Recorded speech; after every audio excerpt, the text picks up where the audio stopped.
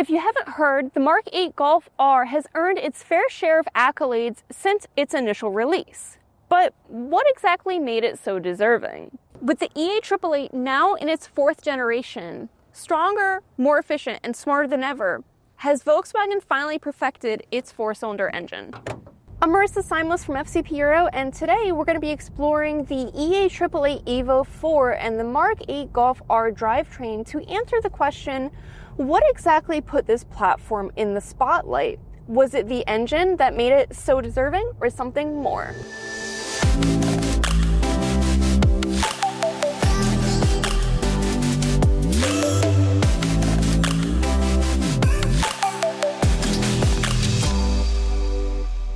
If you're new to the Volkswagen world, the EA888 is more than just an engine code. It's the beating heart of nearly every performance-oriented Volkswagen and Audi model from the past 15 years. First introduced in the late 2000s, this turbocharged 2-liter 4-cylinder has powered everything beginning from the Mk8 Golf GTI, GLI, to the Golf R, Audi A3, S3, A4, and even some crossover and luxury models. Over time, it's gone through multiple generations, each one refining its balance of power, efficiency, and reliability. The Gen 1 and Gen 2 versions laid the groundwork on paper, but in practice, they struggled in the limelight, and they were plagued with oil consumption, carbon buildup, timing chain tensioner failure, and other issues. Once the Gen 3 revision came around, which was found in the Mk8 GTI and Golf R, most of these problems had been ironed out, and the Gen 3 became a tuner favorite for its strength and responsiveness. Now, the Gen 4, or evo4, takes that foundation and reimagines it for a new era of performance and emissions standards. So, when we talk about the EA888 evo4, we're not just talking about a slight update. We're looking at the latest chapter in one of the most important powertrains in modern Volkswagen Audi history. Now, I know most of you here are waiting for an explanation between the differences of the Mk8 Gen 3 and the Mk8's evo4 EA888, so let's just dive right in. The Mk8 Golf R was powered by the EA888 Gen 3 engine, a 2-liter turbocharged 4-cylinder that basically defined the modern Volkswagen performance lineup. Approximately 292 horsepower in the US. It was quick, capable, and surprisingly durable. It made the Mk8 R one of the best all-around daily drivable performance cars of its time. The Mk8 Golf R keeps the same displacement, but introduces the EA888 evo4. And this isn't just an emissions update. It's arguably an entirely re-engineered platform. Stronger fuel delivery, a more efficient intercooler layout, revised turbo, and a host of small changes that add up to a big difference in how the car drives. Now, one of the most noticeable changes, and one that enthusiasts immediately feel, is the relocation of this tiny piece here, the diverter valve. On the Mk8, the diverter valve sat on the compressor housing of the turbo. On the Mk8, it's been moved directly into the charge pipe much closer to the throttle body. OG Volkswagen guys might remember this setup from the Mk6 Golf R. That might sound like a small tweak, but it completely changes the character of the engine. By placing the valve closer to where boost pressure actually enters the intake, you reduce the time it takes for the system to recirculate pressure when you lift off of throttle, meaning that the turbo stays spooled and ready to reapply boost almost instantly. The result, the Mk8's throttle response feels sharper, more immediate, and more connected. When you dip back into the pedal, there's almost no delay. It feels snappy, like the car's almost reading your mind. The Mk8, by comparison, had a softer handoff between shifts, and more noticeably so in DSG form. You kind of had to learn to drive around it on that platform. Another small but meaningful change from the Mk8 to the Mk8 Golf R happens in the fuel system. The Mk8's high-pressure fuel pump operated around 2,900 psi, but in the Mk8, that figure jumps to nearly 5,100 psi, almost double the pressure. That higher pressure means the injectors can deliver fuel more quickly and atomize it into a much finer mist, allowing for more precise combustion, cleaner emissions, and greater resistance to knock. It also improves the immediacy of response. Because the fuel's already under higher pressure, the system doesn't have to work as hard to build pressure between throttle inputs, so the engine therefore reacts faster and more consistently. The result is a crisper throttle response, smoother torque delivery, and better low-speed refinement, all while giving the EA888 evo4 headroom to run more boost and timing safely. In simple terms, the jump in fuel pressure helps the Mk8 feel sharper, more eager, and more connected than the Mk7 ever did. And despite this upgrade not being super obvious on a dyno sheet, the butt dyno tells no lies. And I'm not sure that that's exactly how Shakira said it, but I think that's what she meant. Moving on over to our favorite elephants in the room, the turbocharger is easily one of the biggest visual cues that the Mk8's EA888 evo4 means business. The Mk7 Golf R used an IHI IS38 turbocharger, which was compact and responsive, but also known to run a little bit hot and hit its efficiency ceiling quickly at higher power levels. The Mk8 R ditches the IHI unit in favor of a Continental turbocharger, and at a glance, it looks bigger in every way. Both the intake and exhaust outlets are substantially larger in diameter, there's a larger compressor housing, turbine housing, and just overall mass. That added size translates to greater flow capacity and thermal efficiency, allowing the turbo to maintain boost longer and more consistently under sustained load.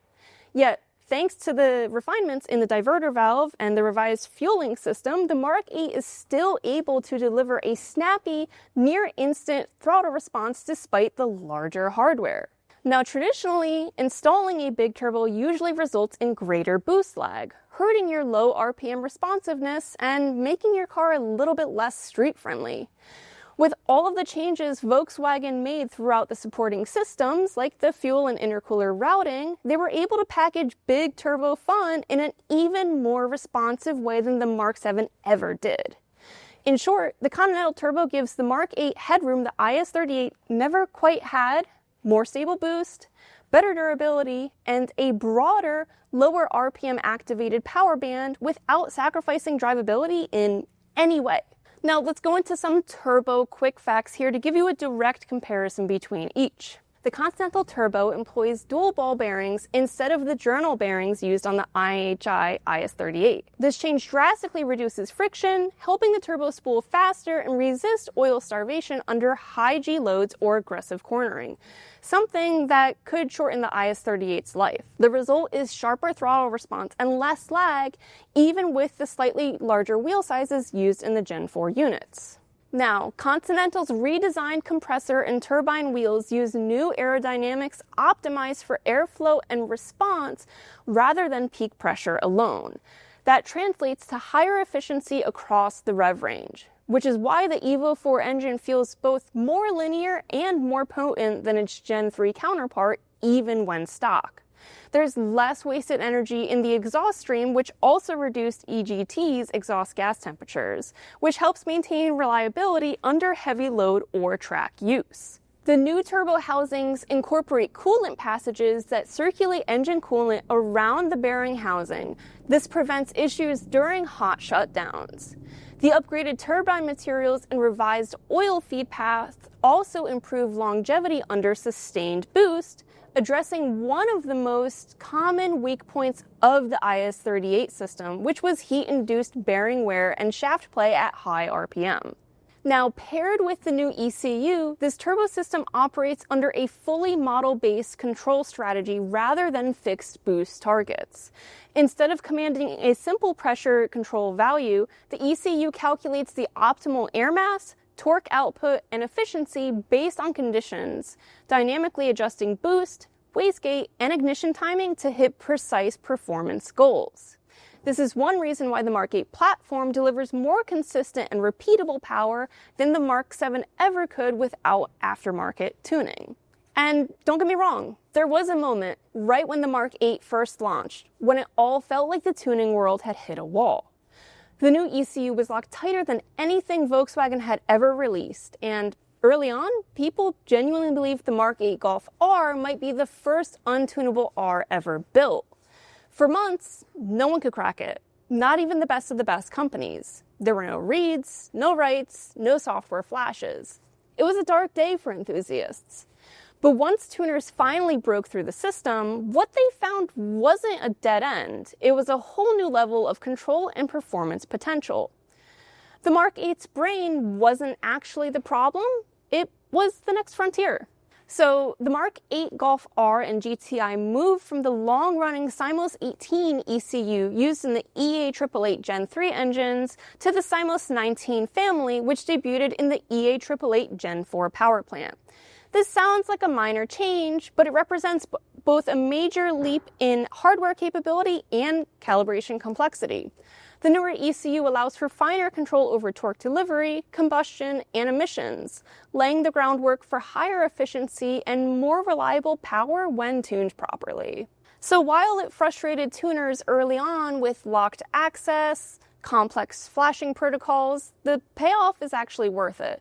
Simos 19 offers deeper calibration layers, smarter safeguards, and far more precise management of the EA888 evo4 engine.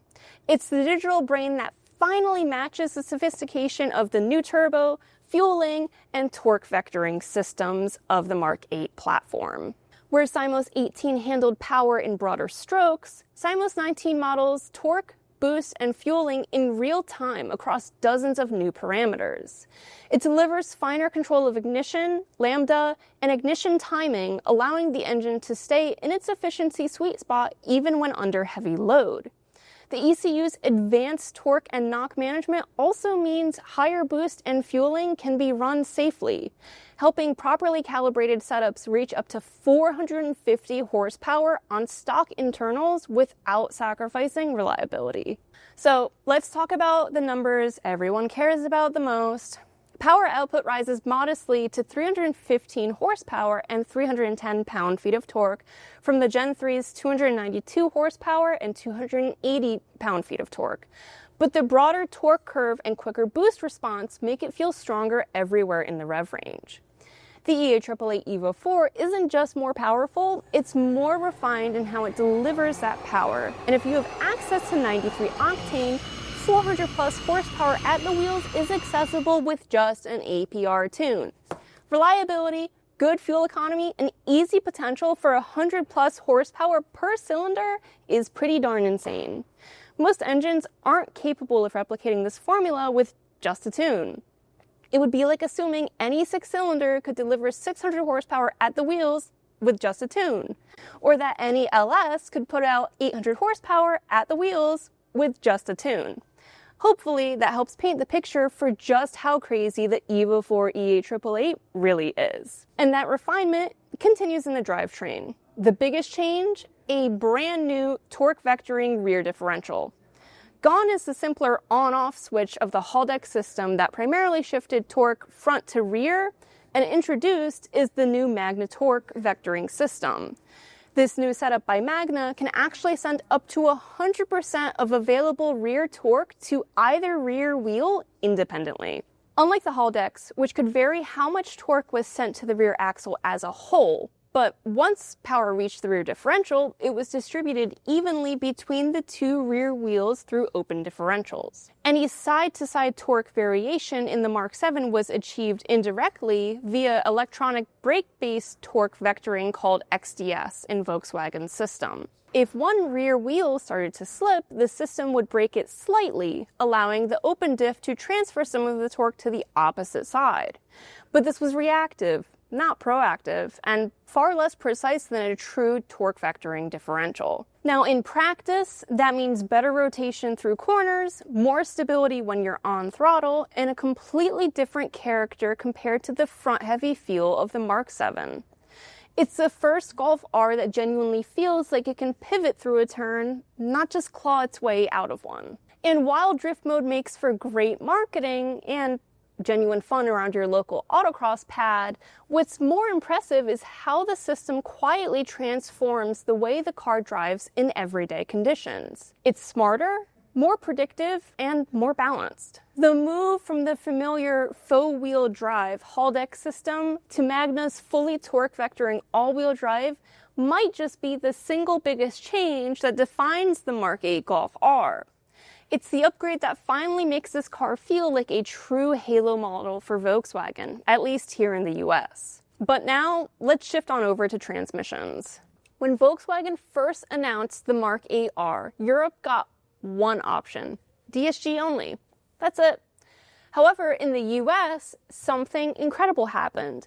A woman named Mk8 convinced Volkswagen corporate to align with the brand's enthusiast identity for the US market and make a manual option for the Mk8 platform. It's virtually the only time the US market got the cooler option, and if you want to learn more about this story, be sure to check out our Mk8 buyer's guide for the full details. So here's how the transmission options stack up for the Mk8. The 6-speed manual is rawer, lighter, and connects you to the car in a way that no DSG can. The clutch is light, the gearbox is precise, and it feels like a link back to the analog days of the Mark 6 and 7, but arguably with better shifter feedback than the Mark 7. Now, best believe our Mk8 behind me here is one of the manual examples, and we intentionally purchased such to ensure that we were going to inspect and verify clutch and flywheel options for you guys, focusing on some of the best names in the business, such as South Bend Clutch. Now, the 7-speed DSG, on the other hand, is devastatingly effective. Faster shifts, smarter logic, more integration with the torque vectoring rear diff. It's the quicker car bar none, and the one most buyers end up with. Rest assured, we offer service kits for both transmission options right here at FCP Euro. So, for those of you that know, the Mark 7s had the same issue here. The manual transmission options, the clutch pack, and the material that the clutch was made of wasn't necessarily super durable for high horsepower applications. The same goes for the Mk8 platform. The Mk8s that are manual are actually detuned slightly to ensure that you are not going to be burning through your clutch right off rip.